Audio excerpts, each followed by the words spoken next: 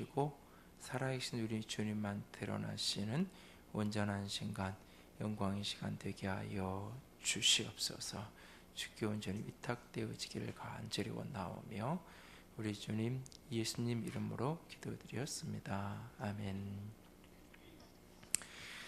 보잘것없는 일상 속에서 위대한 가치를 발견해가는 공동체 속에 많은 유익과 축복이 되는 사람들에게 주는 상 가운데 프레드상이라는 것이 있습니다.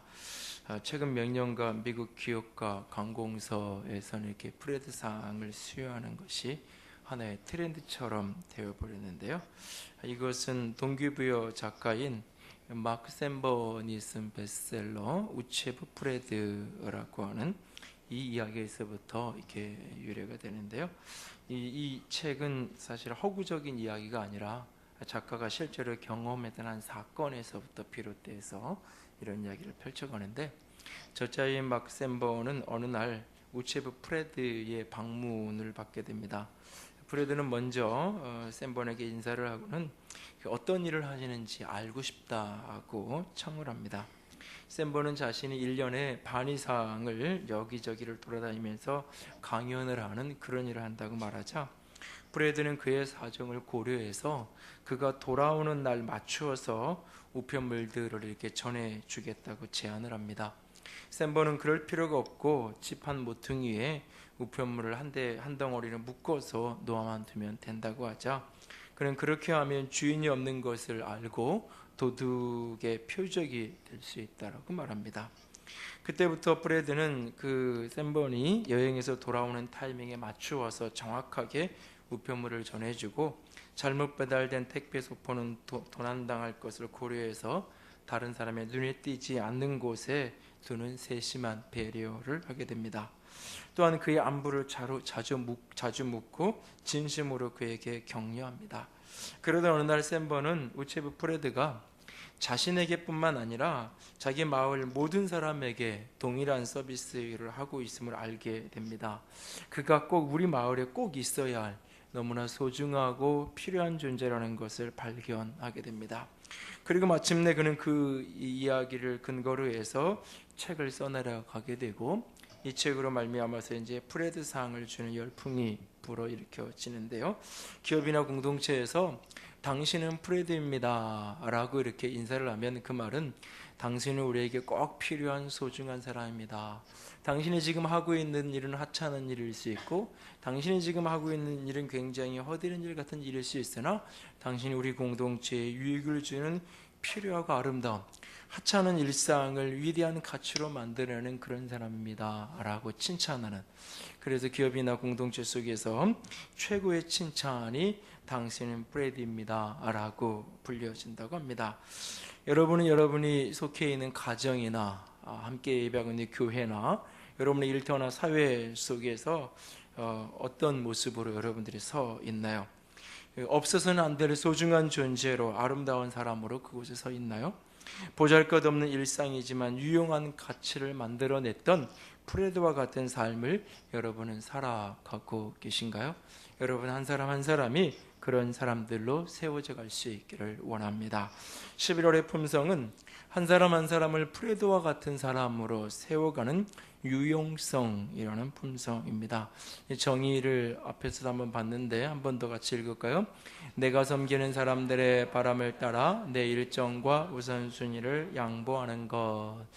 그러니까 내가 섬기는 가정이든 교회든 직장이든 내가 섬기는 사람들의 바람을 따라서 내가 내 일정과 우선순위를 양보하고 그 일을 해주는 것. 다시 말해서 공동체 속에서 쓸모있고 도움이 되는 사람이라는 뜻이죠. 내가 어떻게 하면 공동체 속에서 내 가정이든 교회든 직장이든 어디에 있든지 그곳에서 내가 쓸모있고 또 누군가에게, 하나님에게 또는 다른 누군가에게 내가 쓸모있고 도움이 되는 인생을 살아가는 사람, 그것이 바로 유용성의 품성입니다. 내가 어떤 자리에 있든지 누군가에게 도움을 주고 누군가에게 쓸모있는 사람이 되겠다. 그러기 위해서 내가 섬기는 사람, 내가 쓸모있고 도움을 주기 원하는 사람의 바람을 따라서 내 일정과 우선순위를 양보하며 살아가는 것, 그것을 유용성이라고 말하는데요. 핵심 개념들을 짧게 정리를 하면 첫 번째가 주인을 선택한다. 내가 누구를 섬길 거냐라고 하는 것이죠. 그래서 먼저 신앙인들은 결국 하나님을 섬기고 선택하는 것부터 시작을 하겠죠. 내가 누구에게 쓸모 있는 사람이 될 거냐, 그걸 선택하는 것이 출발이라는 겁니다. 두 번째는 언제든지 섬길 자세를 갖춰줘야 된다. 그러니까 당장 쓸 수 있는 그릇이 제일 좋은 그릇이다, 이런 말 있죠. 아무리 좋은 그릇이 있고 비싼 그릇이 있어도 지금 당장 쓸 수 없으면 그건 내게 아무런 도움이 못 되잖아요. 지금 쓸 수 있는, 그래서 언제든지 섬길 자세를 갖는다. 가족을 첫 번째로 둔다. 이것은 우리 속담에 안에서 새는 뭐가 밖에 나가서 샌다고, 가족들에게 쓸모있고 도움이 되지 않는 사람은 밖에 나가서도 그렇게 그게 쉽지 않다는 차원에서 이 이야기를 하는 거고요. 네 번째는 주는 자가 되는, 누군가 것을 빼앗는 자가 아니라 주는 자, 누군가에게 쓸모있는 사람이 되기 원하는, 그러기 위해서 다섯 번째로 삶을 간소하게, 자신의 삶을 아주 단순하고 심플하게 만들어 가야 된다 하는 건데요. 내용들 하나하나는 품성 달력에 있는 성경 구절들을 통해서 확인 더 하시고요. 이 유용성의 보상으로 풍요와 안정을 가져다 준다고 하는데, 내가 누군가를 도와주고 그래서 그의 성공을 도울 때에 그것이 부메랑처럼 내게로 또다시 축복으로 되돌아오기 때문에 내 삶을 풍요하게 하고, 내가 가족이나 다른 사람의 필요를 내가 이렇게 우선시하고 살아갈 때 가정에도 공동체에도 안정감이, 평화가 찾아오겠죠. 그래도 안정과 풍요가 우리에게 보상으로 따라온다 이야기합니다. 오늘 우리가 함께 읽은 본문은 디모데라는 사람에 대한 이야기입니다. 어쩌면 바울에게 있어서 프레도와 같은 사람이 있다면 그가 바로 디모데일 것입니다. 오늘 본문 속에 등장하는 디모데, 바울을 향한 디모데의 마음과 디모데에 대한 모습 속에서, 그리고 바울이 디모데와 개인적으로 서신을 나누었던 디모데 전후서를 같이 좀 보면서 쓸모있고 도움이 되는 사람이 되려면 어떻게 해야 되는가 하는 부분들을 조금 더 자세히 들여다보기 원합니다. 첫 번째로 우리가 누군가에게 쓸모있고 도움이 되는 사람이 되려면 자신의 주장과 권리를 내려놓는 것에서부터 시작해야 됩니다.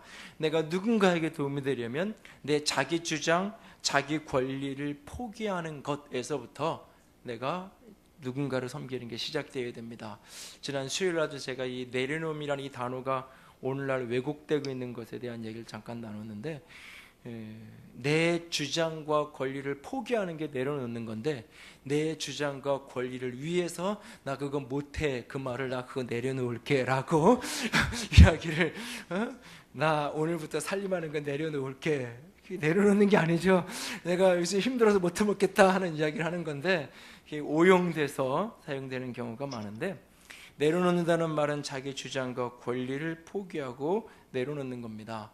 유용성이라는 정의가 내가 누군가를 섬기기 원할 때 그 사람의 바람을 따라서 기꺼이 내가 어떤 일정이 있고 우선순위가 있는데 그거를 양보하는 것, 그것이, 그러기 위해서는 내 주장, 내 권리를 포기하지 않고는 그것이 불가능하겠죠.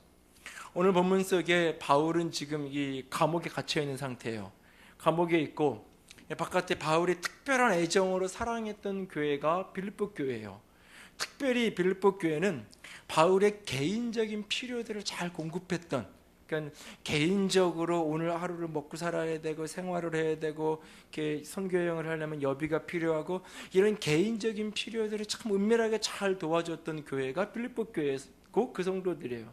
그렇기 때문에 모든 교회를 바울이 애정을 갖고 있지만 빌립보 교회에 대해서는 조금 더 남다른 목회자와 성도의 관계랑 또 다른 깊이의, 그래도 인간적인 그런 애정까지 바울의 가슴속에 있었어요. 그런데 바울은 옥중에 있는데 어느 날 바울에게 소식이 들려오는데 빌립보 교회에게 분쟁이 생긴 거예요. 빌립보 교회 안에 싸움이 생겨가지고 다툼이 생긴 거예요. 빌립보 교회 리더십들 사이에 다툼이 생겨서 교회가 막 싸우는 일들이 벌어지는 거예요. 그런 이야기, 다툼이 생기는 이야기를 듣고는 너무 마음이 아파요. 특별히 사랑하는 교회에 그런 분쟁이 생기니까. 그래서 어떻게든 이걸 해결해주고 도와주고 싶은데 자기는 감옥에 있으니까 갈 수가 없잖아요. 도대체 그럼 어떻게 할까? 누구를 좀 보내서 이 문제를 해결해 볼까? 주변의 사람들이랑 막차 이 문제에 가장 적절하게 해결할 수 있는 사람이 어떤 사람일까? 찾다가 아무도 안 보이는 딱 한 사람, 눈에 들어오는 사람이 있는데 그 사람이 바로 디모데라고 하는 사람이었어요. 그 디모데를 이렇게 소개를 해줍니다. 같이 읽습니다. 내가 디모데를 속히 너희에게 보내기를 바람은 너희의 사정을 알므로 안위를 받으려 함이니 이는 뜻을 같이하여 너희 사정을 진실히 생각할 자가 이밖에 없음이라. 그들이 다 자기 일을 구하고 그리스도 예수의 일을 구하지 아니하되. 여기서 표현 두 가지를 좀 유심히 봐야 되는데요. 뜻을 같이하여 라고 하는 표현이 있죠. 이게 뜻을 같이하는 것. 그러니까 바울이 디모데를 보내는데 뜻을 같이하는 모습. 그러니까 바울에게도 쓸모 있고 바울이 지금 보내는 그 빌립보 교회에게도 쓸모 있고 도움이 되는 사람이 되어야 되는데, 그러기 위해서 이 사람은 뜻을 같아야 돼요. 뜻이 바울이 지금 보내고 있는 바울과도 뜻이 통해야 되고, 지금 분쟁으로 어려움을 만난 그 교회와 그 성도들하고도 마음이 통하는, 뜻이 같는 그런 사람이어야 되는 거예요. 그리고 이 속에서 다 자기 일을 구하고 그리스도 예수의 일을 구하지 않는다라고 마지막에 얘기하는데, 그는 다른 사람은 다 그랬지만 디모데는 자기 일이 아니라 예수의 일을 구하는 사람이었죠. 그러니까 이 분쟁을 해결하는 과정에서 뭔가 자기에게 오는 이 개인적인 어떤 유익을 추구하는 게 아니라 이 문제를 그리스도의 관점에서, 하나님의 관점에서 바울을 유익하게 하고 또 교회를 유익하기 위해서 어떻게 이 문제를 풀어야 될까 하는, 거기에 온통 집중되어져 있는, 이 문제를 해결한다고 가서는 결국은 자기 이익을 챙기는 그런 사람이 아니라는 거예요. 오늘 그는 자기에게 뜻이 있고 자기 생각, 자기 원하는 게 있죠. 근데 그것을 내려놓을 줄 아는 사람, 그래서 자기 생각, 자기 중심의 생각이 아니라 바로 그 교회에 지금 어떤 것이 필요할까, 그 문제를 그들 중심에서 해결할 수 있는 사람, 그 속에서 자기 일이 아니라 그리스도의 일을 추구할 줄 아는 사람, 그 사람이 디모데라는 사람이에요. 구약성경을 보면 하나님이 쓰시는 사람이 어떤 사람일까라는 질문을 가지고 성경을 이렇게 들여다보면 여러 사건들이 눈에 이렇게 들어오는데, 구약성경에 특별히 이 모세와 여호수아를 하나님이 불러서 쓰시는 어떤 부름받는 그 장면 속에 아주 인상 깊은 장면이 한 장면 등장해요. 두 사람에게 똑같이 반복되는 표현이. 이 출애굽기 3장 5절 같이 읽습니다. 하나님이 이르시되 이리로 가까이 오라. 내가 선 곳은 거룩한 땅이니 내 발에서 신을 벗으라. 내 발에서 신을 벗. 호렙산에서 하나님이 불꽃 가운데에서 모세와 이제 대면하시는 그 장면인데, 가까이 오지 말라고 하시면서 신을 벗으라 그랬어요. 또 여호수아서 5장에 보면 같이 읽습니다. 여호와의 군대 장장 여호수아에게 이르시되 내 발에서 신을 벗으라. 내가 선 곳은 거룩하니라 하니 여호수아가 그대로 행하니라. 내가 선 곳은 거룩하다라고 말씀하시면서 그대로 행하라라고, 여호수아가 그대로 행했다라고 이야기하고 있는데요. 목사님 이거 PPT 아까 내가 얘기한 걸로 안 바꿔놨는데, 이 두 장면을 보면서요 질문이 생겨요. 똑같이 반복되는 게 뭐냐면 신을 벗으라는 얘기예요. 근데 일반적으로 이 본문을 다들 어떻게 해석하냐면 여기에 반복되는 표현이 거룩하다는 표현이에요. 신을 벗어라. 내가 선 땅이 거룩하다. 내가 선 땅이 거룩하니까 신을 벗어라. 그러니까 거룩하다는 말의 반대말이 이렇게 부정한 거잖아요. 그러니까 신발을 벗어라는 얘기가 우리도 일상적으로 실내에 들어갈 때 신발이 지저분하니까 벗고 들어가잖아요. 그러니까 그것을 깨끗해야 된다, 거룩해야 된다, 순결해야 된다, 너 죄 있으면 회개해라, 이런 이미지로 보통은 많이 받아들입니다. 그런데 본문을 자세히 들여다보면 출애굽기 3장도 그렇고 여호수아서 5장도 그렇고 그 말씀 앞에서 이 모세나 여호수아가 엎드려 회개하는 장면도 없고, 뭔가 자신을 변화시키기 위해 어떤 행동을 하는 게 아무것도 없어요. 신 벗으니까 그냥 신을 벗었어요. 그 모습 속에 하나님과 여호수아, 하나님과 모세 사이에 말하지 않아도 그냥 통하는, 서로가 아무 말 하지 않아도 통하는 어떤 관습적인 그런 언어가 그 속에 숨겨져 있는 거예요. 그래서 이게 무슨 뜻일까라고 이렇게 추론을 하다 보면 룻기서를 이해하면 이 본문이 조금 더 정확하게 해석이 됩니다.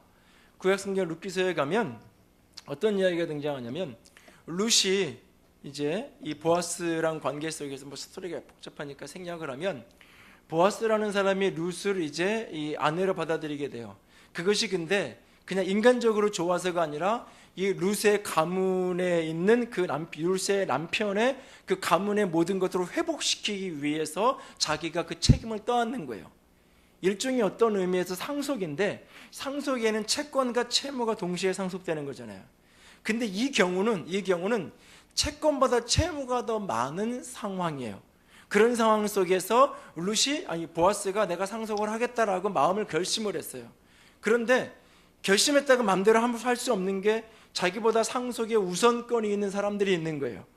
그러니까 그 사람이 있어요. 그 사람에게 찾아가서 상황을 설명하고, 지금 이런 경우 채권보다 채무가 더 많은 상황인데 그래도 당신이 상속을 하겠느냐, 포기하느냐, 이걸 묻죠. 그랬을 때 그걸 이제 룻기서에서는 기업 물은다 이런 단어를 쓰는데, 그게 상속과 관련된 그런 이야기예요. 그러니까는 이 못하겠다고 거절을 그 사람이 해요. 나는 상속받을 수 없다고 거절을 하는 장면이 나와요. 거절을 하는 것은 그냥 내가 여러분도 가정 형제 중에 그런 문제 생길 때 그래 내가 상속 포기할게 말만 하면 되는 게 아니잖아요. 말만 해놓고 나중에 가서 결국 나 받을 건데 왜 그랬어 그러면 말 뒤집으면 소용이 없잖아요. 그러니까 도장을 찍어야 되잖아요. 상속 포기 각서해가지고 다 도장 연서 받아서 갖다 제출해야 그 재산이 누구 형한테 가든지 누구한테 가든 큰 문제 없잖아요. 그렇게 이야기를 한 다음에 그래 내가 이거 공증해 줄게, 확증해 줄게 라고 하는 의식이 뭐냐? 공동체 앞에서 사람들이 다 보는 앞에서 자신의 신발을 벗는 거예요. 자신의 신을 벗는 행위가 그런 공중의 행위예요. 룻기 4장 7절 읽습니다. 옛적 이스라엘 중에는 모든 것을 모르거나 교환하는 일을 확정하기 위하여 사람이 그의 신을 벗어 그 이웃에게 주더니 이것이 이스라엘 중에 증명하는 전례가 되었다. 신을 벗어주는 것이 내가 무엇인가 권리를 포기하는 것을 확증해 주는 그런 전례가 되는, 증명하는 예가 됐다는 얘기예요. 그러니까 하나님이 지금 모세하고 여호수아에게 신을 벗으라고 얘기하는 것은 이제부터 내 인생의 권리, 이제부터 내 인생에 대한 자기주장 너는 다 포기하고 나한테 내어놓으라. 이제부터는 내가 시키는 대로, 내가 이끄는 대로 너는 순종하고 따라만 와야 된다. 이제부터 너는 네 뜻을 추구하고 네 원함을 추구할 어떤 권리도 너에게 존재하지 않는다. 그 권리를 포기하고 너 나를 따라라. 모세가 이 바위를 2번 치고 하나님이 말씀하라 그러는데 그 바위를 친 것 때문에 결국 가나안 땅에 못 들어가는 이유도 이것 때문이에요. 사실은 여호수아가 아이성을 정복하면서 그렇게 처절하게 실패할 수밖에 없었던 이유도 이 이유 때문이에요. 하나님께 묻지 않았고 하나님께서 시킨 대로 하지 않았어요.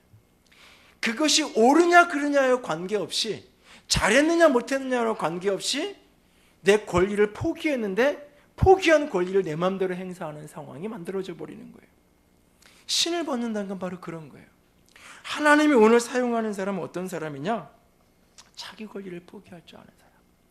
공동체 속에서 내가 누군가에게 유익이 되고 누군가에게 도움이 되려면, 상대방은 지금 콜라를 먹고 싶다 그래요. 내 생각에는 물을 먹는 게 좋겠어요. 상대방이 원하는 게 콜라를 먹고 싶으면 그걸 가져다 주는 게 내가 그에게 도움이 되는 거예요.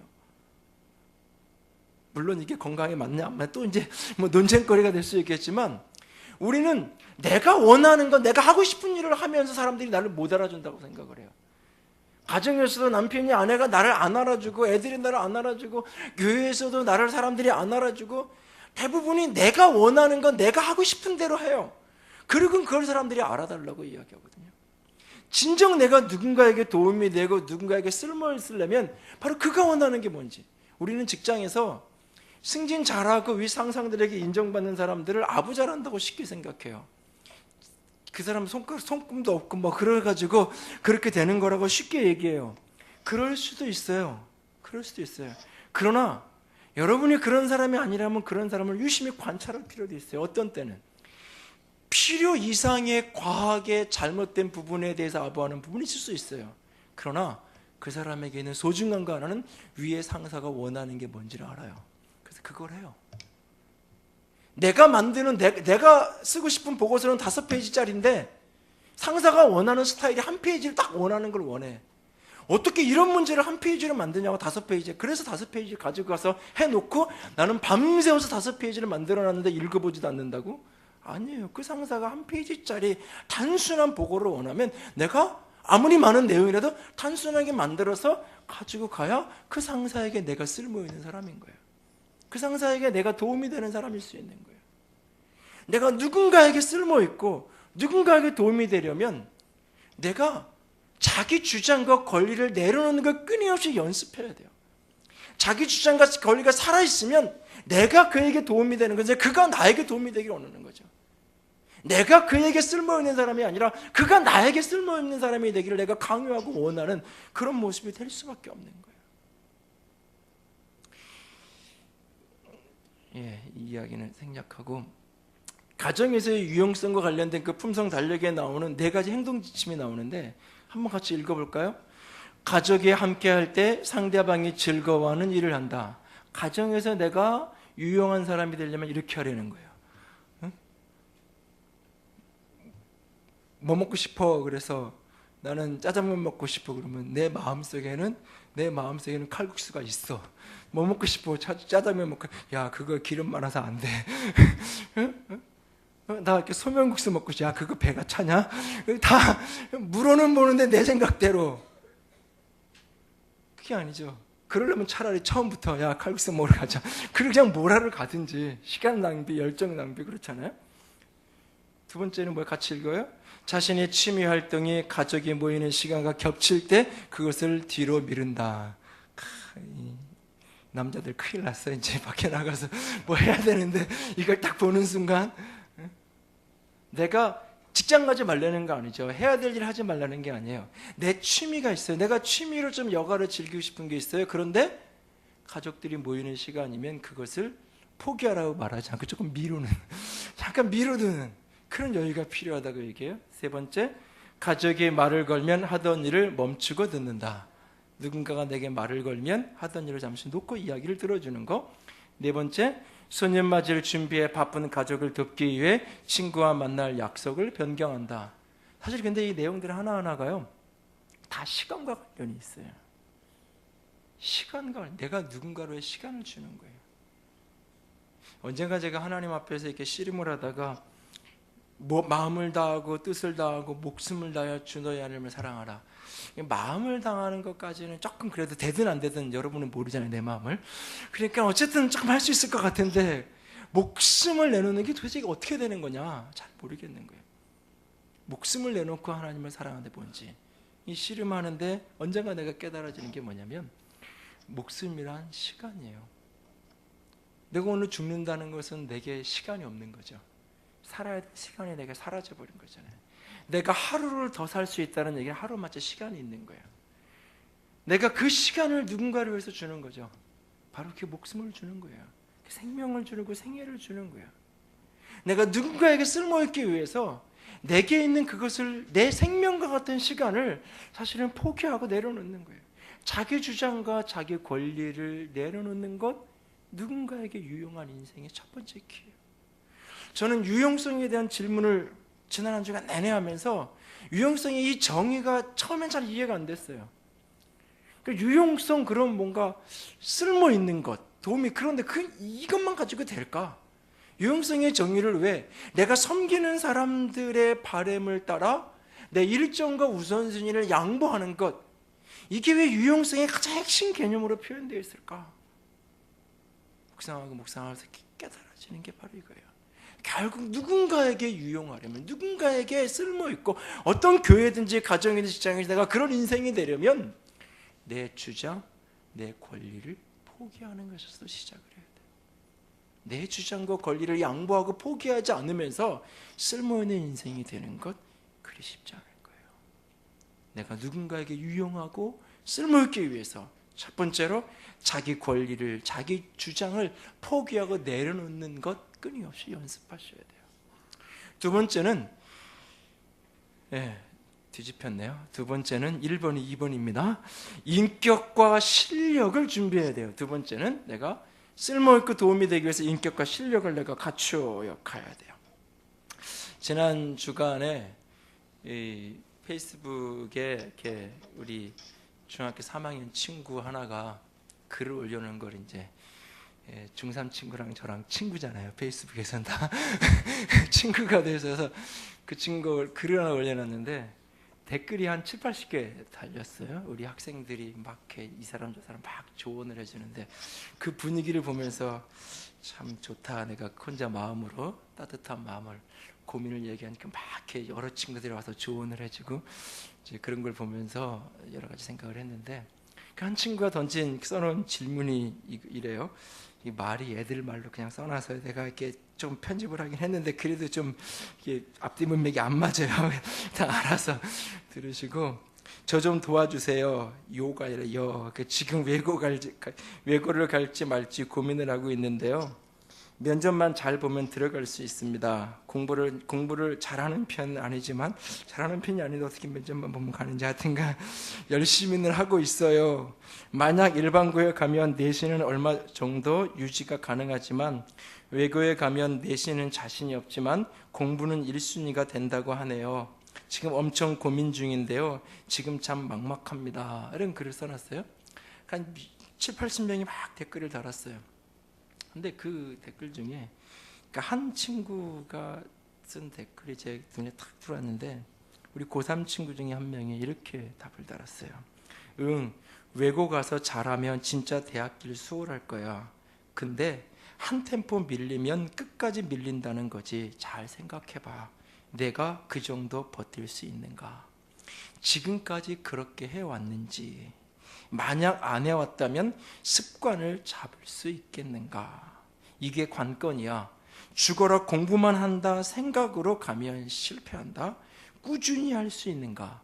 그걸 보고 아예 힘들다, 공부 미친 척하고 해야지, 이런 생각이 들면 안 돼. 그냥 하는 게 습관화돼야 돼. 그것만 된다면 가도 밀릴 게 없지. 이게 무슨 얘기냐면 아무리 열정이 있고 죽으라고 지금부터 하겠다고 네가 한들 네가 그걸 할 수 있는 능력이 너에게 있느냐. 한 가지는 네가 그렇게 해왔는지, 두 번째는 네가 그걸 해오지 않았다면 지금부터라도 내가 그걸 습관으로 만들 수 있는지. 그게 가능하다고 여기면 가면 좋아. 그러나 그게 안 된다면 가지 마라고 해요. 고등학교 3학년 아이가 쓴 글이지만 참 많은 것을 생각하게 하는 짧은 글이었어요. 여러분, 스토리가 스펙을 이긴다고 이야기해요. 스펙이 아니라 열정이 인생을 성공으로 만든다고 이야기해요. 50%만 맞는 이야기예요. 50% 맞는 이야기예요. 그 이야기의 대상은 이미 스펙이 어느 정도 된 사람들한테 지금 너 이 정도면 됐으니까 더 스펙 쌓는데 거기에 인생 허비하지 말고 인생의 스토리를 만들어야 돼. 그 얘기를 하는 거예요, 사실은. 화요일마다 새벽 예배를 드리고 나서 교육자들 모임을 하는데 교육자들한테 물었어요. 하나님은 어떤 사람을 쓰시느냐? 또 고등학교 3학년 친구가 졸업을 하고 대학을 가는데 대학을 가서 너 이런 건 좀 준비하면 하나님이 너 쓰실 거다. 그렇게 당신이 말해주고 싶은 것 한 가지, 아니 3가지 정도가 있다면 뭐가 있냐? 여러 가지를 이야기하죠. 목사 앞이고 다 목사 전도 쓰잖아요. 그러니까 여러 가지 신앙적인 이야기가 나와요. 여러 가지 표현이 나와요. 여러분들에게 물어도 제가 물으면 여러 가지 고상한 이야기를 할 거예요. 근데 진짜 중요한 거 한 가지를 이야기를 안 해요. 마음으로는 다 아는데 말은 안 해요.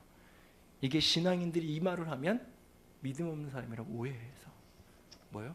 실력을 키워야 돼. 이 얘기를 안 해요. 실력을 키우라는 얘기를 안 해요. 그리고는 우리는 그렇게 추구해요. 애들한테 너 실력을 키워야 된다라고 말하지는 않으면서 하나님이 기뻐하는 사람이 돼. 기도 많이 그래 놓고서는 학원 안 가면 열내잖아요.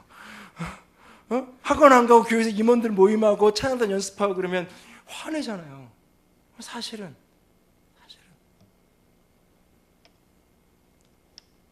실력 지상주의가 되는 것도 분명히 문제지만 많은 그리스도인들이 하나님이 쓰시는 사람 실력 없어도 괜찮아.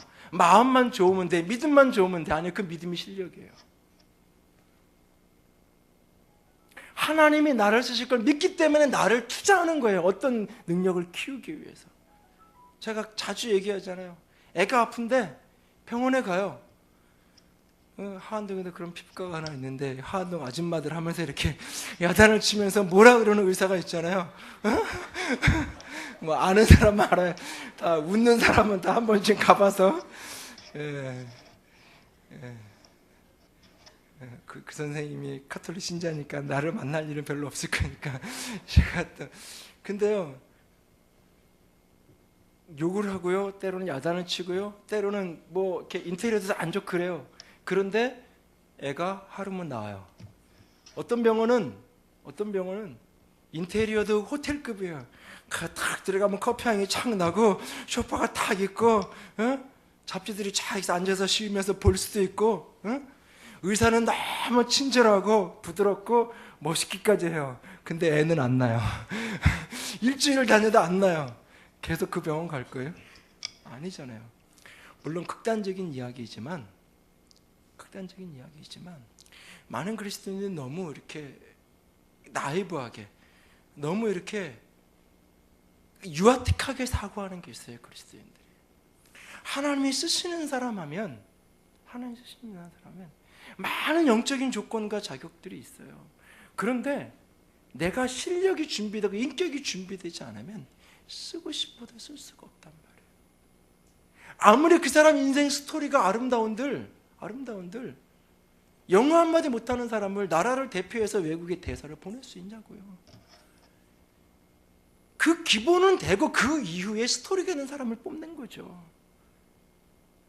스펙만을 추구하는 세상을 향해서 도전하면서 그것만 인생의 성공의 키가 아니다라고 이야기하는 안타까움에서 스토리가 있어야 되고 열정이 있어야 된다고 이야기하는 거지, 스펙이 필요 없고 스토리만 만들면 되고 열정만 키우면 된다라고 말하는 게 아니잖아요.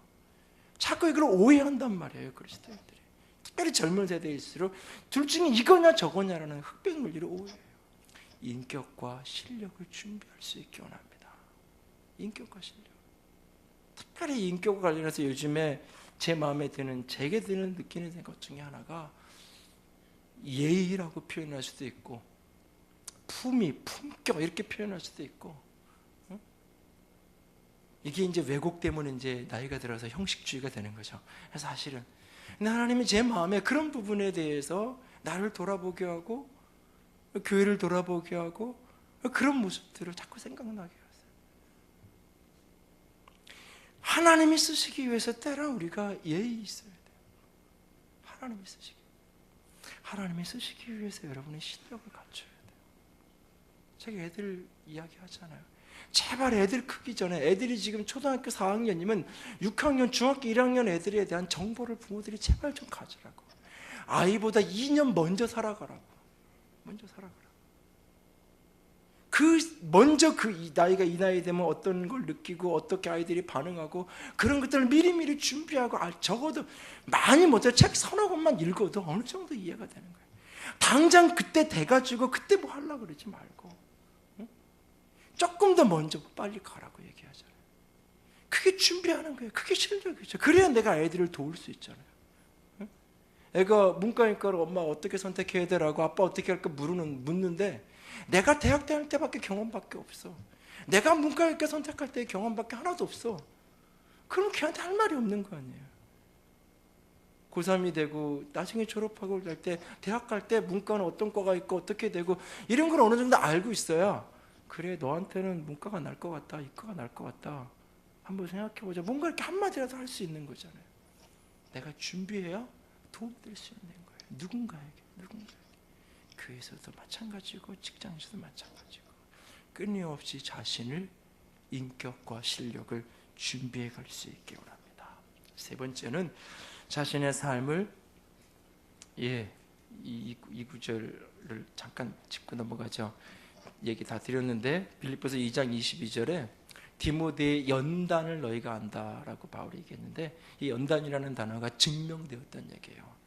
그냥 이렇게 이 뒤에 이렇게 경력, 코스웍 뭘 했는지 그게 아니라 바울과 디모데가 함께하는 사역의 과정을 통해서 그의 실력이 검증된 거예요.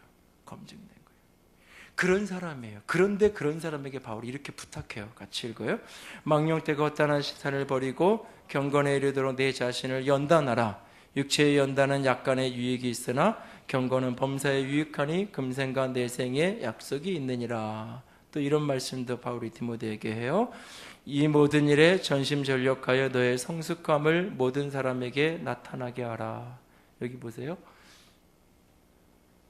바울이 다른 사람에게는 이 사람 연단된 사람이야, 디모데. 검증된 사람이야, 증명된 사람이야 라고 다른 사람한테 소개해요. 그런데 둘이 만났을 때는 너 내 자신을 끊임없이 연단해야 돼. 너 전심전력해서 너 훈련해야 돼. 배워야 돼. 책을 읽는 걸 놓지 마라. 그 이야기를 해요. 바울이 디모데후서에서 바울이 디모데에게 너 책 읽는 거 놓지 마라고 하면서 내게 책 가져와라. 자신도 마지막에 옥중에 있으면서도 책을 봐요. 끊임없이 자신을 훈련시켜가는 거예요. 마지막 순교의 날이 얼마 남지 않은 그날도. 여러분, 하나님과 사람에게 쓸모있고 유용한 사람 되고 싶으세요? 인격과 실력을 연단하시고 훈련하시고 준비하셔야 돼요. 마지막으로 삶을 깨끗함으로 갖고 가셔야 합니다. 디모데후서 2장 20절 같이 읽습니다. 큰 집에는 금그릇과 은그릇뿐 아니라 나무질과 흙에 쓰는 것도 있고 천하게 쓰는 것도 있나니 누구든지 이런 것에서 자기를 깨끗하게 하면 귀히 쓰는 그릇이 되어 거룩하고 주인의 쓰임에 합당하며 모든 선한 일에 준비함이 되리라. 깨끗한 사람, 귀히 쓰는 그릇이 된다. 우리는 금그릇, 은그릇이 돼야 귀하게 쓸 수 있다고 얘기하는데 주님은 다른 이야기를 우리에게 주고 계시죠. 이 청문회나 이런 거를 이렇게 볼 때마다, 장관들이 임명되고 이럴 때마다 이렇게 제 마음이 제일 아픈 그 신문에 나오는 기사 중에 제일 가슴 아픈 표현 중에 하나가 뭐냐면, 청문회 통과 여부가 제 최우선권이 돼서 장관 임명하다, 뭐 이런 기사. 예를 들어서 뭐 경제와 관련된 장관이면 경제를 가장 잘 다룰 수, 이 일의 최고의 적임자, 대한민국 전체 인재 중에서 최고의 인재를 뽑았다, 이렇게 사실은 돼야지. 그게 어떻게 보면 정상적인 건데, 그런 사람 뽑아놓고 십순위까지 다 해서 이렇게 해보면 다 결격 사유가 있어서 청문회 통과가 못되게 생겼으니까 결국은 실력보다는 그 사람이 청문회 통과할 만한 그런 어떤 그것이 우선이 돼서 사람을 추천해서 뽑는. 지금 계속 이 법관 출신들이 고위직에 나갈 수밖에 없는 이유가 그거예요. 로펌으로 변호사로 가기 전까지 법관을 있는 동안 어쨌든 자기 관리를 철저히 하니까. 이 청문 때 통과되는 게 최우선순위밖에 안 되니까. 근데 지금은 어쩔 수 없다 그러는데, 앞으로 한 10년, 20년 돼도 나라가 여전히 그렇다면, 여전히 그렇게 인물을 뽑아야 된다면 사실은 좀 고민이에요. 무슨 얘기냐? 쓸만한 사람 뽑으면 그 사람이 깨끗한 사람이었으면 좋겠는데, 쓸만해서 뽑아놓고 보면 깨끗한 사람이 앉아서 계속 놓아야 되는 거죠. 보니까 별로 쓸만하지 못해, 좀 덜해. 그래도 깨끗하니까 어쩔 수 없어, 너라도 써야 된다. 맞는 이야기지만 가슴 아픈 이야기예요. 내가 왜 나를 깨끗하게 가꿔야 되느냐? 깨끗한 것이 쓰임받는 1차적 조건이 아니에요. 깨끗한 것이 쓰임받는 기초인 거예요. 깨끗하지 않으면 어떤 자기를 포기하는 게 있어도, 어떤 실력이 있고 인격이 준비됐어도 깨끗하지 않으면 쓸 수 없으니까. 그것을 여러분들이 자신을 들여다보면서 끊임없이 세워가기 원합니다. 특별히 지금 한순간만이 아니라 끊임없이. 나는 하나님의 가능성이 싶다는 조현영 형제에 대한 이야기는 여러 차례 제가 드렸어요. 이 친구가 스태퍼드를 전액 장학생으로 나온 스토리 때문에, 그리고 고등학교 때까지, 중학교 때까지는 열등생이었고 나고생이었던 이 친구가 그것을 극복해낸 스토리 때문에, 여러 가지 스토리 때문에 기억하기도 하지만, 이 친구를 특별히 가끔 제가 언급하는 이유 중에 하나가, 이 나는 하나님의 가능성이 것이다, 이 두 번째 책에 보면 이런 스토리가 나와요. 어느 날 자신이 이런 느낌이 들었다고 고백을 하는데, 이때부터였을까, 나는 나도 모르게 소위 스타병에 걸린 사람처럼 행동하기 시작했다. 더욱이 바쁘다는 이유로 하나님과 교제하는 시간도 잊은 채 서서히 교만의 늪에 빠져갔다. 하나님을 갈급해하던 모습은 온데간데 없이 사라지고 세상이 주는 영광에 심취되어 하나님을 조금씩 멀리하고 있었던 것이다.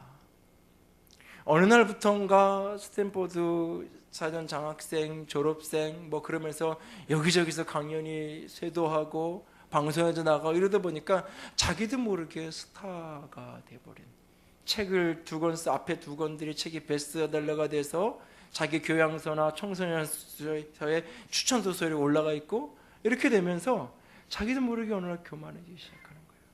그러면서 하나님과 가까이 하는 것을 놓치게 되고, 그래서 결단을 합니다. 책을 다 절판시킵니다. 이전에 그 베스트셀러가 되던 책을 다 절판시켜요. 세 번째 책이 그때 막 탈고 끝나고 출판사로 넘어가서 작업이 다 끝날 때예요. 일주일인가 2주일 지나면 이제 본격적으로 내놓아야 될 시점이에요. 이미 다 제작 다 끝났어요. 출판사에 전화해서 올 수습시켜요. 모든 경제적인 피해 주는 거 제가 다 감당하겠습니다. 그 모든 걸 올 수습시켜요. 그리고 하나님께 눈물로 회개하는 침묵의 시간을 가져요. 그리고 난 결정이 군대를 입대하기로 결정을 해요. 어떻게 20대 초반의 청년이 이런 결단을 할 수 있을지 마음에 참 도전이 많이 돼요. 군대 가기로 결심을 하고, 군대에서 들은 하나님의 음성을 따라서 일본으로 취업을 하죠. 일본의 평신도 선교사가 되어서 일본 사람들을 세계적인 인물들을 키우고 믿음의 사람으로 키우는데 내가 쓰임받기 원한다고 하나님이 그렇게 쓰시기 원하는 비전을 받고 일본계 기업에 취업을 해서 일본 가서 생활을 해요. 이 친구가 이 책의 마무리에 이런 고백을 마무리에 하는 것을 보게 되는데, 빠졌네. 이렇게 고백을 합니다. 예수님이 재림하시는 그날 순결한 신부로 생명의 잔치에 참여하고 수고했다, 착하고 충성된 종아라는 소리를 듣는 것, 그것이 이제 나의 유일한 삶의 이유이며 존재의 보람입니다 라고 고백을 해요. 작년인가 재작년인가 조현영 형제 어머니가 우리 교회에 오셔서 간증을 했었죠. 이 형제가 이럴 수 있었던 것은 그 어머니의 영향 때문이에요. 자식이 그 정도 되면요, 방송에 나가고 교회나 이런 어떤 강연 다니기 시작하면 강연이 또 다른 업이 돼요. 강의 다니는 게 또 다른 직업이 돼요. 그 속에서 엄청난 수입을 누리고 명예를 누리고 인정을 받게 돼요. 박수를 받고. 잠깐 오셔서 차 한잔 하는데 그런 얘기 하세요. 아무데나 연락 온다고 가지 않는데 갑자기 급하게 얼마 기간 안 되고 연락 왔는데도 기도하는 하나님이 마음을 주셔서 왔어요. 제가 여기저기 스크린을 해봐도 쉽게 강의를 안 나가세요. 이분이 그냥 저한테만 립서비스로 그냥 한 말이 아니에요. 엄마가 그렇게 하나님이 부르심이 아니면 돈이 생길 수 있고 가서 그냥 자기 늘 하던 얘기, 애들 키운 얘기 한두 시간 하면 얼마든지 인정도 받고 박수도 받고. 근데요, 안 해요. 하나님이 허락하지 않으면. 그렇게 자신이 교만해질 수 있고 자신이 스타병에 빠지고 함정에 빠질 수 있는 걸 엄마가 그렇게 하는 그 모습 속에서 아들도 그걸 배우는 거예요. 오늘 성공할 수 있어요. 오늘 성공할 수 있어요. 이번 주 목요일날 애들이 수능인데요, 수능 시험 그거에 성공할 수 있어요. 근데 취업이 어떻게 될지 모르잖아요.